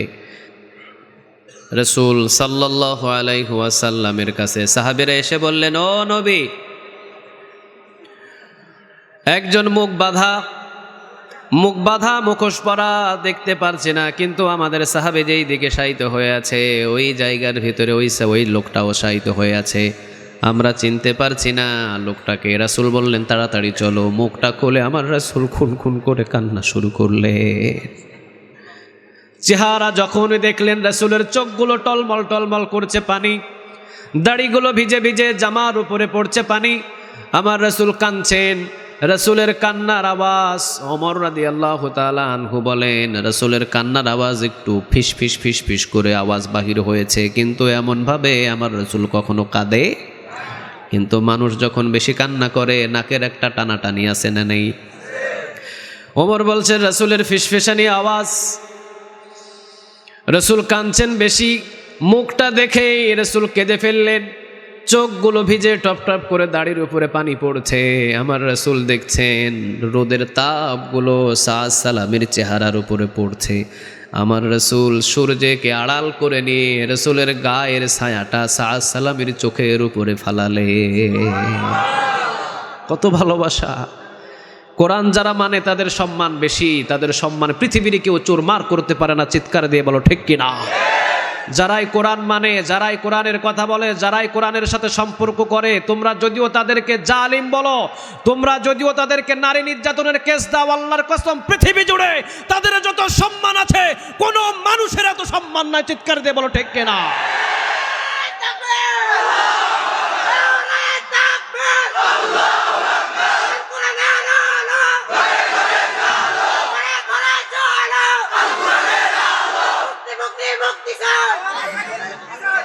আল্লাহ তুমি কবুল করো, আরো জোরে বলেন আমিন। সারা বিশ্বের ভিতরে যারা কোরআন মানে তাদেরকে সারা বাংলার মানুষদের ভিতরে বেইজ্জত করতে চেয়েছিল, বেইজ্জত তো করতে পারেই নাই, ভালোবাসা জাগিয়ে দিয়েছেন কে? আরো জোরে বলেন। জনপ্রিয়তা অসংখ্য মানুষ এই বাংলার জমিনের ভিতরে আছে, কিন্তু ওই মানুষটাকে বাহির করে কোনো একটা ময়দানে নিয়ে যান, ওই মানুষটাকে বাহির করে কোনো একটা ময়দানে নিয়ে যান, পোস্টার ছাপাতে হবে না, মাইকিং করতে হবে না, আল্লাহর কসম সারা বাংলার মানুষকে জায়গা দেওয়ার মধ্যে কোনো স্থান খুঁজে পাওয়া যাবে না। যারাই কোরআনের সাথে থাকে তাদের সম্মানকে বাড়িয়ে দেন। এটাই প্রমাণ, এটাই প্রমাণ। রাসূল দাঁড়ালেন সূর্যের কাছে, সূর্য তাপ দিচ্ছে যেই দিকে, রাসূল দাঁড়িয়ে গেলেন, রাসূলের ছায়াটা সাআদ সালামীর চেহারার উপরে ফালালেন, যাতে সূর্যের তাপ আমার সাআদ সালামীকে না জ্বালাতে পারে। রাসূল কাঁদছেন, একটু পর কাঁদলেন, একটু পর আবার হাসলেন, একটু পর আবার চেহারা ফিরিয়ে নিলেন। অভিনয় করলেন কয়টা? সবাই বলেন, আর জুড়ে বলেন। 3টা অভিনয় হলো। প্রথম নাম্বার অভিনয় রাসূল বেশি কাঁদলেন, দ্বিতীয় নাম্বার অভিনয় রাসূল একটু হাসলেন, তৃতীয় নাম্বার রাসূল চোখটাকে ফিরিয়ে নিলেন। সাহাবীরা বললেন, ইয়া রাসূলুল্লাহ সাল্লাল্লাহু আলাইহি ওয়াসাল্লাম, একই অবস্থায় আপনি 3টা অভিনয় করলেন। প্রথম নাম্বার অভিনয় গো নবী, আপনি বেশি বেশি কাঁদলেন। দ্বিতীয় নম্বর অভিনয় গো নবী, আপনি বেশি বেশি কাঁদার পরে আপনি এরপরে একটু হাসলেন, হাসার পরে আমরা দেখলাম এরপরে আপনি একটু চোখটাকে ফিরিয়ে নিলেন। 3টা অভিনয়ের কৌশলটা আপনি একটু বলেন, কি হিকমত খাটালেন বা কি করলেন এই জায়গায়? রাসূল বললেন, আমি কাঁদলাম বেশি। আজকে বিবাহ, নারীদের বিবাহের যতটুকু আনন্দ উল্লাস, জিহাদের ময়দান কখনো সাআদ সালামীকে দূরত্ব রাখতে পারে না। এই সাআদ সালামীর কাছে সমস্ত নারী এবং নারীর ভালোবাসা, বিবাহের ভালোবাসার চাইতে আরো বড় ভালোবাসা আছে কার? খুব কষ্ট পেয়েছি আজকে বিবাহ মদিনার সুন্দরী নারীর সাথে, অথচ সাআদ সালামী বিবাহ ছেড়ে দিয়ে চলে এসেছে জিহাদের ময়দানে। আমি চিনতে পারবো বিধায় মুখের ভিতরে মুখোশ লাগানো আছে। বড় কষ্ট পেয়েছি আমি, এই জন্য বেশি কাঁদলাম। একটু পরে হাসি দিলাম এই জন্যেই, কারণ আমি দেখলাম সাআদ সালামীর কাছে 1টা 2টা নয়, অসংখ্য হুর সহ গেলমান সহ আসমান থেকে সবাই এখানে নেমে এসেছে। সবাই রিসিভ করার জন্য সবাই এসেছে, হুর থেকে গেলমান থেকে সব এসেছে এই জায়গায় রিসিভ করার জন্যে। যেহেতু দুনিয়ার নারীর কোনো পরোয়া করে নাই, জান্নাতের হুরদের ব্যবস্থা করে দিয়েছেন কে? জান্নাতের হুর গেলমান চলে এসেছে, এই জন্য আমি আনন্দে হেসে দিলাম। নবী চেহারাটা ঘোরায় নিলেন কেন? রাসূল বললেন, হুরগুলো এমন আদর আর এমন সোহাগ দেওয়া শুরু করেছে আমার সাআদ সালামীকে। কেউ ডান হাত ধরে টানে, কেউ বাম হাত ধরে টানে, কেউ কোমর ধরে টানে, কেউ গলা ধরে টানে, কেউ গালের সাথে গাল লাগায়, কেউ ঠোঁটের সাথে ঠোঁট লাগায়, এমনভাবে আদর সোহাগ করা শুরু করেছে। আদর সোহাগ করতে করতে একটা হুরের গিরা থেকে একটু কাপড়টা সরে গিয়েছে হাঁটুর নিচে। আমি রাসূল লজ্জা পেয়েছি, এই জন্য নিজের চোখ নিজেই ফেরাইয়া নিলাম। বলেন, যারা কোরআনের জন্য, ইসলামের জন্য জীবন দেয় তাদের সম্মান দেন কে?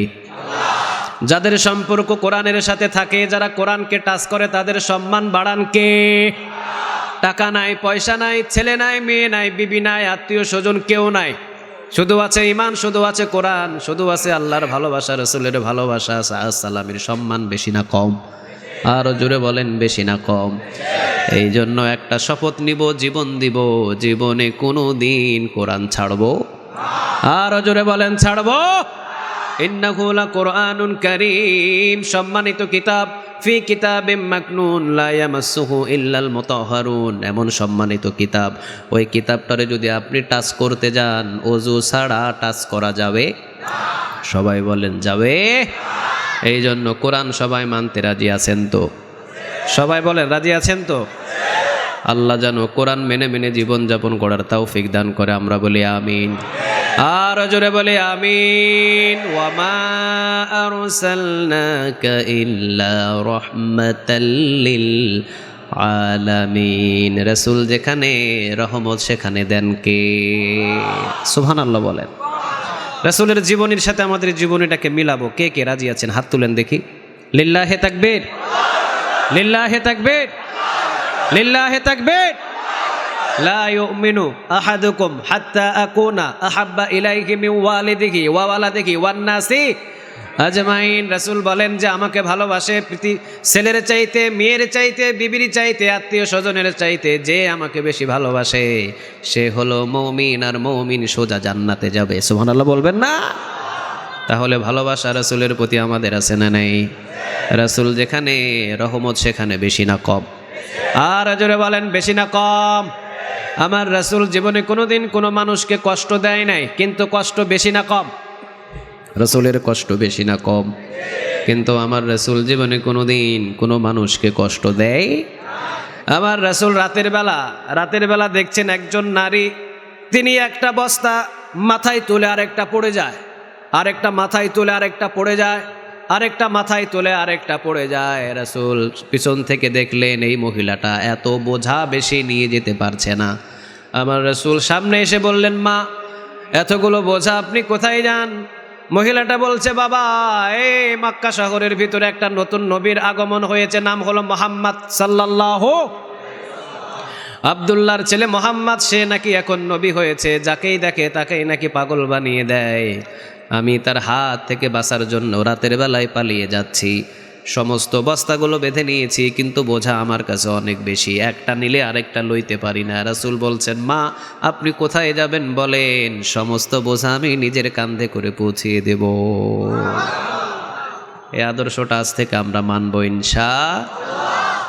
কোনো বৃদ্ধ মানুষ দেখছেন যে রাস্তা হাঁটতে পারছেন না, গাড়িটাকে থামিয়ে দিয়ে গাড়ির ভিতরে নিয়ে তাকে পৌঁছিয়ে দিবেন, সদকাতুল জারিয়া নেক আমলনামা জমা করে দিবে কে? একটা বৃদ্ধ মসজিদে আসতে পারছে না, ওই বৃদ্ধর হাত ধরে মসজিদে নিয়ে আসবেন, 10 বছর নফল ইবাদতের নেক আমলনামায় জমা করে দিবে কে? একজন মানুষের ঘরের কাজগুলো করতে পারছে না, ঘরের কাজটা করে দিবেন, 10 বছর নফল ইবাদতের নেক আমলনামায় জমা করে দিবে কে? কেউ একটা লাঠি নিবে, রাসূল বলেছেন লাঠিটা নিতে গিয়ে লাঠিটা পড়ে গিয়েছে, নিতে পারে নাই, কিন্তু ওই লাঠিটা উঠায়া দেওয়ার জন্যে তুমি রওনা দিয়েছো, কিন্তু সে একা একাই উঠিয়ে দিয়েছে, তুমি রওনা দিয়েছো, এটার বদলেই 10 বছরের ইতিকাফের নেক তোমার আমলনামায় জমা হয়ে যাবে। এই জন্য খবরদার, কোনো মানুষের হিংসা করবা না, রাসূলের মতো আদর্শ গড়বা আজ থেকে আমরা ইনশাআল্লাহ। দেখেন আমার রাসূল কেমন রহমতের নবী, ওয়ামা আরসালনাকা ইল্লা রাহমাতাল লিল আলামিন। আল্লাহ এমনি বলেন নাই যে রাসূল যেখানে রহমত সেখানে, ঠিক না বে ঠিক? রাসূল বলছেন, মা, আপনি বলেন আপনি কোথায় যাবেন, আপনার সব বোঝা আমার কাঁধে চাপায়া দেন, সব বোঝাগুলো নিয়ে আমি আপনার জায়গায় পৌঁছে দেব। কোথায় নিয়ে যেতে হবে মা, আপনি আমারে বলেন। রাসূল বলছেন, এইবার বৃদ্ধা মহিলা বলছে, বাবা তুমি কে? রাসূল বলছেন, মা, আমারে না চিনলেও হবে, চলেন মা, আমি আপনার গন্তব্যে পৌঁছিয়ে দিই। ভালোবাসা দিয়ে বিশ্বটারে জয় করেছে তিনি, তার আদর্শ দেখে বিশ্ব পাগল হয়ে গিয়েছে, তার কথা শুনে যে একবার শুনেছে সে আর দূরে থাকতে পারে নাই, চিৎকার দিয়ে বলো ঠিক কিনা? আমার রাসূল মক্কা থেকে মদিনায় চলে গিয়েছে, শত শত সাহাবী, কেউ মক্কায় থাকতে চায় না। ইচ্ছা আপনি নিজেই চেষ্টা করে দেখেন, নিজের ঘর, নিজের বাড়ি, নিজের জায়গা, নিজের জমি ছেড়ে আপনি কখনো যাবেন না আপনার এলাকা ছেড়ে, চিৎকার দিয়ে বলেন ঠিক কিনা? কেমন ভালোবাসা দেখিয়েছেন আমার রাসূল, নিজের জায়গা, নিজের জমি সব ছেড়ে সবাই মদিনা রওনা দিয়েছে। সুবহানাল্লাহ বলবেন না? কেমন ভালোবাসা! আমার রাসূল যখন মদিনায় চলে গেলেন, সবাই খালি যায়, মদিনায় কোন দিন যাব, এই ঘর ভালো লাগে না, এই বাড়ি ভালো লাগে না, এই টাকা ভালো লাগে না, ভালো লাগে রাসূলের কথা। রাসূল এমন ভালোবাসা দেখিয়েছেন, বিশ্ববাসী সব পাগল হয়ে গিয়েছে। ওই ধরনের নেতা পৃথিবীতে আর একটাও কেউ জন্মে একটাও নাই, ওইটাই প্রথম, ওইটাই শেষ, ঠিক না ভাই ঠিক? এমন সুন্দর আদর্শ যা বলে শেষ করা যাবে। বৃদ্ধা মহিলা বলছে, বাবা তোমার নাম কি, তোমার বাড়ি কই, কোথায় থেকে এসেছো বাবা তুমি? সে বলছে, মা, আমার পরিচয় নিতে হবে না, মা চলেন আপনার গন্তব্যে পৌঁছে দিই। নিয়ে গেলেন, সমস্ত বস্তাগুলো নিয়ে রওনা দিয়ে দিলেন, যেখানে বৃদ্ধা মহিলা যাবে ওই জায়গায় পৌঁছিয়ে দিলেন। পৌঁছিয়ে দিয়ে চলে আসছেন আমার রাসূল। পিছন থেকে বৃদ্ধা মহিলা বলছে, বাবা কে তুমি? নুমা, তোমার পরিচয়টা জানলে নিজের কলিজার ভিতরে শান্তি পাইতাম, কিন্তু রাসূল তো জীবনে কোনোদিন কারো কলিজায় অশান্তি করার জন্য আসেন নাই, ঠিক না বে ঠিক? মা, আপনি শান্তি পাবেন। সে বলছে, হ বাবা আমি শান্তি পাবো। মা, আপনি শান্তি পাবেন? হ বাবা আমি শান্তি পাবো। রাসূল বলছেন, মা, যেই মুহাম্মাদের জন্য আপনি মক্কা ছেড়ে পালিয়েছেন, আমি ওই এতিম মুহাম্মদ। বৃদ্ধা মহিলা কেঁদে দিলেন। বৃদ্ধা মহিলা বলছে, বাবা এখানে বসো। কে তোমাকে বলেছে পাগল? তোমার মতো ভালো মানুষ তো এই মক্কায় জন্ম নেয় না বাবা, তোমাকে যারাই বলেছে পাগল তারাই পাগল, তুমি কখনো পাগল নয়। বস্তাগুলো নাও, আবার মক্কায় নিয়ে যাও, তোমার সাথেই থাকতে চাইলা।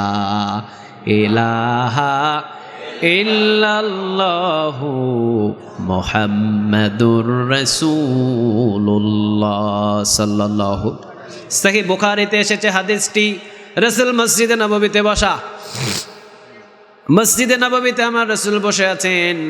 একজন ইহুদি এসে মসজিদে নববীতে প্রস্রাব করা শুরু করেছে। সাহাবীরা মারার জন্য মারছে দৌড়। রাসূল বললেন, এই সাবধান, ওরে ধরো না, বাধা দিও না। প্রস্রাবের অর্ধেক জায়গায় তোমরা কেউ বাধা দিবা না, পরিপূর্ণ প্রস্রাব করতে দাও। সুবহানাল্লাহ বলেন। মেডিকেল সায়েন্স বলছেন যদি প্রস্রাবের অর্ধেক অবস্থায় বাধা দেয় কিডনির ক্ষতি হয়, বড় ধরনের ক্ষতি হয়ে যেতে পারে। এই জন্য রাসূল 1400 বছর আগে এই জ্ঞানটা রেখে দিয়েছেন। কারণ রাসূল হলো সব মেডিকেল সায়েন্সের উস্তাদ, ঠিক না ভাই? ঠিক। সমস্ত ডাক্তারের ডাক্তার তিনি মুহাম্মদ সাল্লাল্লাহু। আমার রাসূল বলছেন বাধা দিও না। সেই হাদিসের বর্ণনা, রাসূল বলছেন বাধা দিও না, প্রস্রাবটা করতে দাও। পরিপূর্ণভাবে প্রস্রাব করেছে। এইবার রাসূল বলছেন এদিকে আসো। এইবার সাহাবীরা সম্মানের সাথে নিয়ে এসেছেন তাকে, রাসূলের সামনে বসেছেন। এইবার বলছেন তুমি কি আমারে চিনো? বলছে হ আমি চিনি, আপনি হলেন আব্দুল্লাহর ছেলে মুহাম্মদ। তাহলে তুমি আমারে চেনো, ভালো কথা। আমরা যেই জায়গায় বসে আছি তুমি কি জানো এই জায়গা কি? সে বলছে না নবী আমি জানি না এই জায়গা কি। রাসূল বলছেন এইটাতে আমরা ইবাদত করি, এইটা হলো মসজিদ। আমরা যদি তোমাদের কোনো ইবাদত গাহে প্রস্রাব করি তাহলে তোমরা কি করবা? সেই লোকটা বললেন সাথে সাথে ওই জায়গা দাফন করে দেব। আমাদের ইবাদত গায়ে যদি কেউ গিয়ে এইরকম প্রস্রাব করে আমরা তারে জীবিত রাখবো? কিন্তু আমার রাসূল বলছেন না, তোমাকে মারবো না, তোমাকে কাটবো না, যাও তুমি চলে যাও। রাসূলের এই আদর্শ দেখে ইহুদি অবাক হয়ে গেলেন। ইহুদি বললেন আমি কি পরিষ্কার করে দেব? রাসূল বললেন লাগবে না, আমার সাহাবীরা পরিষ্কার করে দেবে। কি মানবতা! কারে বলে মানবতা, কারে বলে আদর্শ? শ্রেষ্ঠ আদর্শ যদি খুঁজে চান হলিউড বলিউডের নায়ক নায়িকাদের ভিতরে পাবেন না আপনি। তারা আছে, কেউ আছে হিন্দু মেয়েরে বিয়ে করে নিয়ে, ও আছে হিন্দু পরিবারে, আর এ বিবাহ করে নিয়ে আসে মুসলমান পরিবারে। হিন্দু আর মুসলমান পরিবার চলছে বছরের পর বছর, এখনো সে মুসলমান করতে পারে না নিজের বিবিকে। চিৎকার দিয়ে বলো ঠিক কিনা? প্রমাণ নেবেন? দিতে পারবো 2-4টা আমি। আপনি কাকে অনুসরণ করবেন? কোন হলিউড বলিউডের নায়ক নায়িকাদেরকে অনুসরণ করবেন যাদের জীবনে কোনোদিন এক ওয়াক্ত নামাজ নাই, আল্লাহর ভয় নাই, ভীতি নাই, কিভাবে দিন কিভাবে জীবনযাপন করছে তার কোনো বালাই নাই। বাংলাদেশের সুপারস্টার শাকিব খানকে যদি অনুসরণ করবেন তাহলে বিয়ে করতে হবে আর ছাড়তে হবে, ঠিক না বে ঠিক? বিয়ে করতে হবে, বাচ্চা হবে আর ছাড়তে হবে। কে বলছে বেটা তোমারে 4টা বিয়ে করো না? কোনো নিষেধ আছে কোনো? 4টা করো, 4টাই রেখে দাও, অসুবিধা কোথায়? কিন্তু একটা করবা, একটা ছাড়বা, একটা করবা, একটা ছাড়বা। ইসলাম কখনো এটাকে বৈধ করে না। চিৎকার দিয়ে বলো ঠিক কিনা? এই জন্য হলিউড বলিউডের নায়ক নায়িকাদের কখনো অনুসরণ করা সম্ভব? এই যে সামনে দেখবেন বিশ্বকাপ যে ফুটবল খেলা আসবে, মেসির কি পরে এটা জার্সি না? মেসির জার্সি পরবে। মেসির যেই জার্সির রং, ওই জার্সির রঙে নিজের ঘর বাড়ি সবগুলা ওই রং করবে। নিজে যে গাড়িতে চলাফেরা করে ওই গাড়িও ওই রং করবে। নিজের বউরে নিয়ে যাবে, ওই বউরে ওই জার্সি পরাবে। অথচ তাদেরকে তাকিয়ে দেখেন, তারা মুসলমান নামের একদম দুশ্মন। চিৎকার দিয়ে বলো ঠিক কিনা? ট্যাটু অঙ্কন করে তারা হাতের ভিতরে। আপনি দেখবেন তাদের হাতের ভিতরে একটা চোখের ট্যাটু অঙ্কন করা আছে এখানে। ওইটা হলো দাজ্জালের নিদর্শন। কারণ তারা দাজ্জালকে প্রমোট করছে, কারণ তারা দাজ্জালকে সাপোর্ট করে যাচ্ছে। একটা চোখ কার হবে? সবাই বলেন কার হবে? দাজ্জালের হবে। ওই একটা চোখ তারা প্রমোট করে যাচ্ছে। বিশ্বের ভিতরে সবচাইতে বড় বড় যারা সেলিব্রিটি, ওদেরকে টাকা দিয়ে তাদের হাতের ভিতরে একটা চোখ প্রমোট করার জন্য একটা চোখ ট্যাটু অঙ্কন করে বিশ্বের ভিতরে দেখিয়ে দেয় একটা চোখের পক্ষে আমি সাপোর্ট। আমি একটা চোখকে সাপোর্ট করেছি মানে একটা চোখ দাজ্জালের আসবে। আমি মেসি সাপোর্ট করেছি, যারা আমার পক্ষে আমাকে মানে তারাও এই যেন একটা চোখকে সাপোর্ট করে। চিৎকার দিয়ে বলেন নাউজুবিল্লাহ। যে দাজ্জালকে সাপোর্ট করে তার সাথে আমাদের কোনো সম্পর্ক? আমাদের সম্পর্ক থাকবে মদিনার সঙ্গে, ঠিক না ঠিক? আমাদের সম্পর্ক থাকবে মক্কার সাথে, ঠিক না ঠিক? যারা প্রমোট করার জন্য দাজ্জালকে নিজের হাতের ভিতরে ছবি অঙ্কন করে, যারা দাজ্জালের একটা চোখ প্রমোট করার জন্য অঙ্কন করে, তাদের সাথে আমাদের সম্পর্ক থাকতে পারে? খবরদার, চুল কারো মতো কাটতে পারবা? একজনাকে অনুসরণ হবে, মুহাম্মদ সাল্লাল্লাহু। রাসূল বললেন মসজিদ ধুয়ে দিতে হবে না, তুমি চলে যাও। সাহাবীরা মসজিদে বালতি দিয়ে পানি দিয়ে দিলেন। আমার রাসূলের সাহাবীরা পানি দেওয়ার পর এখন ইহুদি মসজিদে নববী থেকে বাহির হওয়ার পর চিন্তা করছে, সর্বনাশ, আমি যদি আমার ইবাদত গাহেই পেশাব করতাম, আমার জাতি ভাই আমারে বাঁচায় রাখতো না, ঠিক না ভাই? ঠিক। আমি যদি আমার মন্দিরে প্রস্রাব করে দিতাম, অথবা আমার সেনাককে প্রস্রাব করে দিতাম, অথবা আমাদের ইবাদত গাহে যদি আমি প্রস্রাব করতাম, আমার জাতি ভাই কখনো আমাকে ছেড়ে দিত না, আমাকে মেরে ফেলে দিত। আর এখানে মুহাম্মদ, সে আমাকে ছেড়ে দিয়েছে। জীবনে কখনো কোনো ভালো মানুষ এর মতো পায় নাই। দৌড় দিয়ে এসে সামনে বসে পড়লেন, পড়িয়ে দেন লা ইলাহা ইল্লাল্লাহ মুহাম্মাদুর রাসূলুল্লাহ।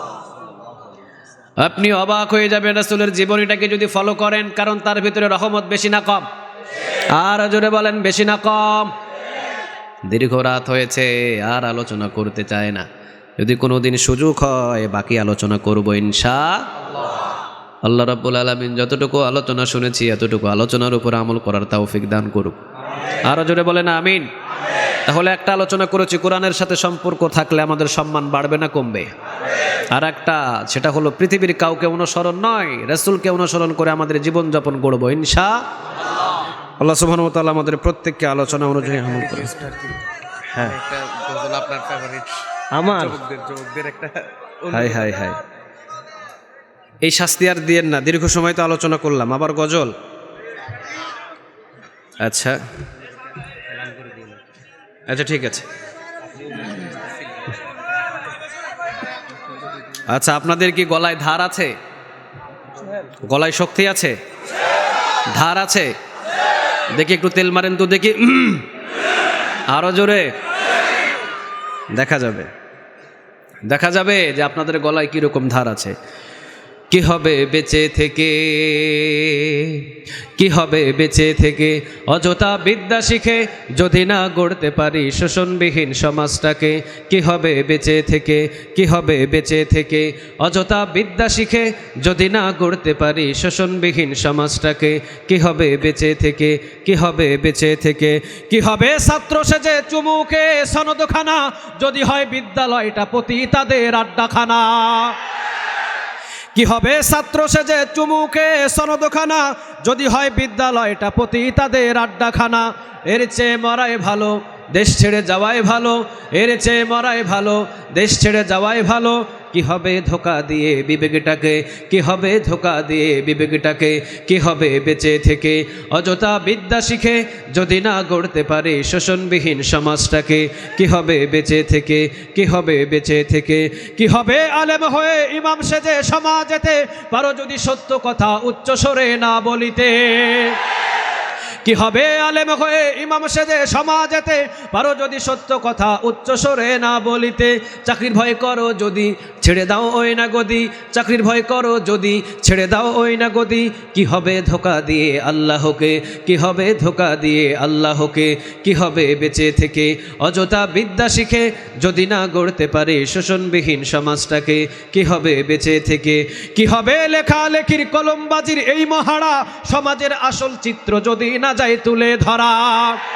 কি হবে লেখালেখির কলমবাজির এই মহারা সমাজের আসল চিত্র যদি না যায় তুলে ধরা?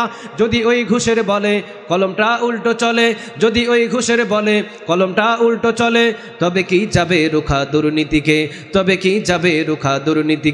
কি হবে বেঁচে থেকে অযথা বিদ্যা শিখে যদি না গড়তে পারি শোষণবিহীন সমাজটাকে?